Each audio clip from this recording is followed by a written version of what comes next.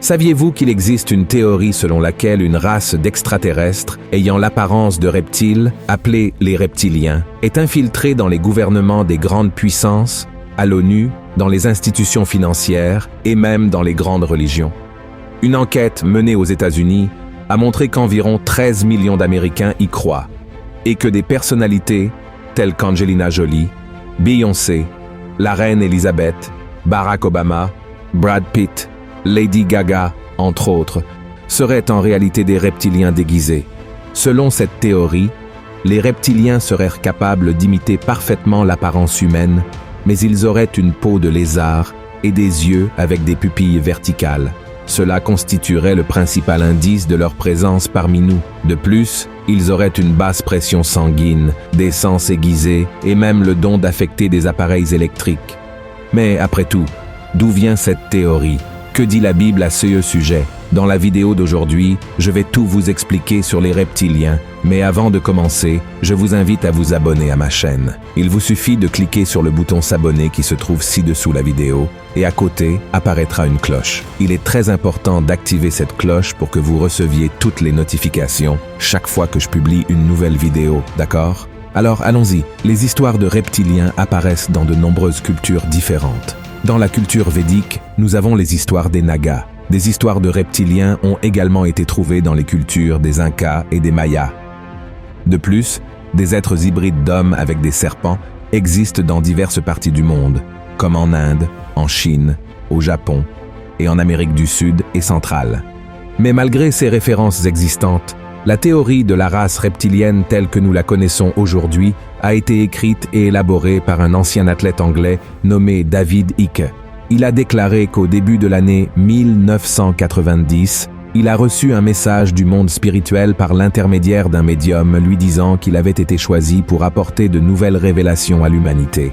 Et 9 ans plus tard, il a publié un livre intitulé « Le plus grand secret », le livre qui va changer le monde.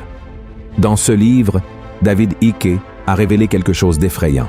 Nous sommes trompés et contrôlés par une espèce de lézard humanoïde, les reptiliens. En plus de lui, d'autres défenseurs de cette même théorie expliquent comment tout a commencé. Il y a des milliers d'années, cette race serait venue de Nibiru, un prétendu 10e planète du système solaire, et se serait infiltrée parmi les êtres humains, principalement pendant la période où la Babylone était la plus grande puissance politique, financière et militaire de la planète. Avec le temps, les reptiliens auraient croisé avec des êtres humains et modifié notre ADN pour nous asservir. Et à cause de cela, les principaux dirigeants mondiaux d'aujourd'hui seraient des reptiliens, y compris la concentration du pouvoir entre les mains de quelques élus, serait confirmée par le degré de parenté entre la grande majorité des présidents des États-Unis. Puisque 43 des 46 présidents des États-Unis sont apparentés, ce qui est vrai. Ils pensent que les familles les plus puissantes du monde se marient entre elles pour maintenir la pureté du sang extraterrestre. Ils croient même que les membres de la famille royale d'Angleterre ont cette origine, expliquant ainsi pourquoi la reine Elisabeth est au pouvoir depuis si longtemps. Mais est-ce que dans la Bible, il y a une référence aux reptiliens? Les défenseurs de cette théorie du complot y croient. Par exemple, quelle est la figure animale utilisée par Satan pour convaincre Ève de manger du fruit de l'arbre de la connaissance du bien et du mal, un serpent qui fait partie de la famille des reptiles. De plus, il existe un passage dans la Bible que les partisans de cette théorie citent comme preuve que les reptiliens existent vraiment. Regardez ce que le prophète Jean-Baptiste a dit. « Race de vipères, qui vous a appris à fuir la colère à venir? Produisez donc du fruit digne de la repentance. » La vipère est une espèce de serpent très venimeux, capable de tuer une personne en quelques secondes après avoir été mordu. Cependant, Jean-Baptiste parlait-il réellement avec des reptiliens infiltrés parmi les Juifs? Bien sûr que non. Dans cette situation, le prophète faisait référence aux Juifs religieux comme une race de vipères, c'est-à-dire un groupe de personnes fausses et hypocrites. Même Jésus, lorsqu'il a confronté les Juifs, s'est exprimé exactement de la même manière que Jean-Baptiste. Voici ce qu'il a dit. « Race de vipères, comment pourriez-vous dire de bonnes choses, méchants comme vous l'êtes? Car c'est de l'abondance du cœur que la bouche parle. » En d'autres termes, Cette expression n'a pas été prononcée dans la Bible pour faire référence à une race extraterrestre de reptiliens avec une peau écailleuse, des têtes allongées et des yeux de serpent. La référence aux vipères et à leur venin apparaît dans d'autres passages bibliques, et nous n'avons pas besoin d'être des experts en théologie pour comprendre que la parole de Dieu parle de la méchanceté dans les paroles. Cela devient très clair lorsque nous lisons le psaume 58, où la Bible compare l'attitude des impies et des menteurs au venin du serpent. Lisons ce passage qui dit ainsi: « Les méchants sont pervertis dès le sein maternel. Les menteurs s'égarent au sortir du ventre de leur mère.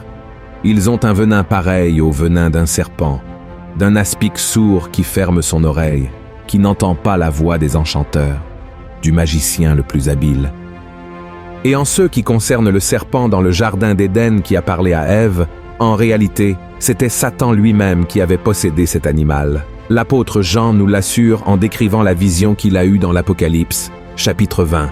Regardez ce qu'il a dit. « Puis je vis descendre du ciel un ange, qui avait la clé de l'abîme et une grande chaîne dans sa main. Il saisit le dragon, le serpent ancien, qui est le diable et Satan, et il le lia pour 1000 ans.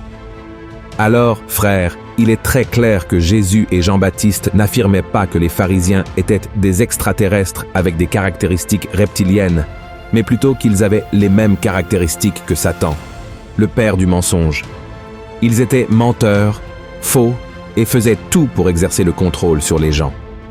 Avez-vous déjà vu un serpent venimeux se préparer à attaquer sa proie? Il enroule son corps, lève la tête et s'étire autant que possible pour paraître plus grand qu'il ne l'est vraiment.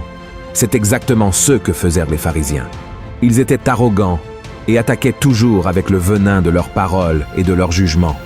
Et lorsque des incendies se produisent dans les champs ou les forêts, de nombreux serpents sont retrouvés morts, n'est-ce pas? Ils essaient de fuir le feu, mais n'y parviennent pas. De la même manière, le feu de la colère de Dieu atteindra toute personne hypocrite, orgueilleuse, qui ne se repent pas de ses péchés et devient ainsi un instrument de Satan pour empoisonner les autres. Alors, mon cher frère, je te conseille de ne pas perdre ton temps avec ces théories, car tu pourrais commencer à être obsédé par ce type de contenu et t'éloigner de la vérité contenue dans la parole de Dieu. Les personnes qui aiment beaucoup les sujets liés aux théories du complot peuvent commencer à se croire meilleures et plus intelligentes que les autres autour d'elles.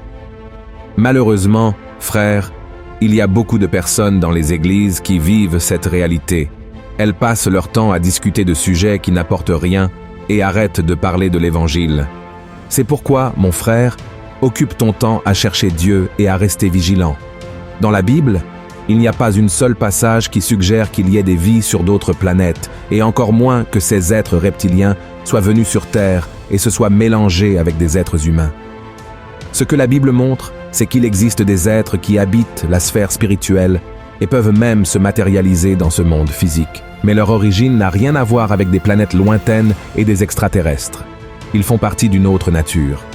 Dans Éphésiens, chapitre 6, l'apôtre Paul dit qu'ils sont des pouvoirs et des autorités dominatrices de ce monde, des ténèbres et des forces spirituelles du mal dans les lieux célestes, c'est-à-dire des démons. Cela signifie que ces vidéos de personnes célèbres ayant des réactions étranges sont soit des montages, ce qui est très courant de nos jours, soit des démons entrant dans le corps de ces personnes. Dans la Bible, il existe plusieurs exemples de personnes possédées par des démons et qui ont été libérées par Jésus.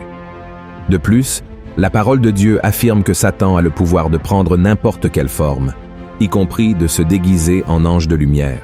Et il le fait pour tromper les gens et les empêcher de croire en l'évangile de Christ. Regarde ce que l'apôtre Paul a écrit sur la manière dont le diable agit en accomplissant des choses surnaturelles. L'apparition de cet impie se fera par la puissance de Satan, avec toutes sortes de miracles, de signes et de prodiges mensongers, et avec toutes les séductions de l'iniquité pour ceux qui périssent, parce qu'ils n'ont pas reçu l'amour de la vérité pour être sauvés. Regardez cela, frères, donc faisons très attention en ces derniers temps pour ne pas perdre notre concentration sur Jésus, et ne soyez pas surpris par des signes et des merveilles qui peuvent apparaître dans le monde, car tout ne vient pas de Dieu, d'accord ? Il est essentiel d'avoir beaucoup de discernement pour ne pas être trompé en ces derniers temps. Si vous avez apprécié ce message, partagez-le avec vos amis, votre famille, et abonnez-vous à ma chaîne. Je vous attends dans la prochaine vidéo. Que Dieu vous bénisse.